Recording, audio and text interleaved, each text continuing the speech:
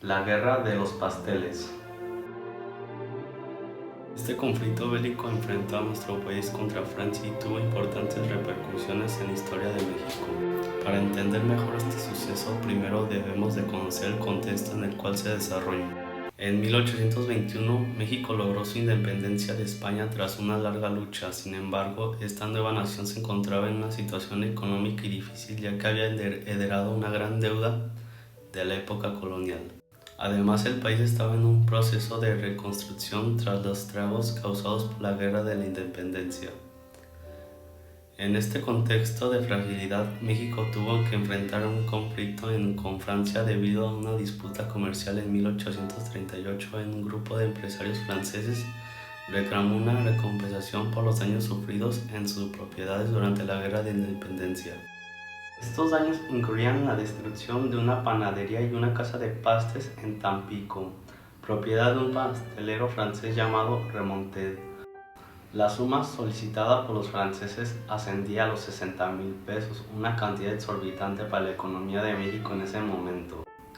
El presidente de México en ese entonces, Anastasio Bustamante, se negó a pagar la indemnización, alegando que no existía un trato entre México y Francia que lo obligara a hacerlo. Sin embargo, los franceses no estaban tan dispuestos a dejar pasar el asunto. Enviaron una flota naval al puerto de Veracruz para bloquear el comercio mexicano y presionar al gobierno a pagar la recompensa solicitada. Esta situación provocó tensión entre ambos países y se temió que podía derivar en un conflicto armado. El gobierno de México decidió tomar medidas y ofreció una cantidad menor a la solicitada, pero los franceses la rechazaron. Finalmente, en noviembre de 1838, Francia declaró la guerra a México.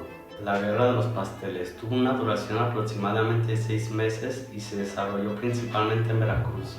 Las tropas francesas mejor equipadas y entrenadas lograron tomar la ciudad y avanzar hacia el interior del país.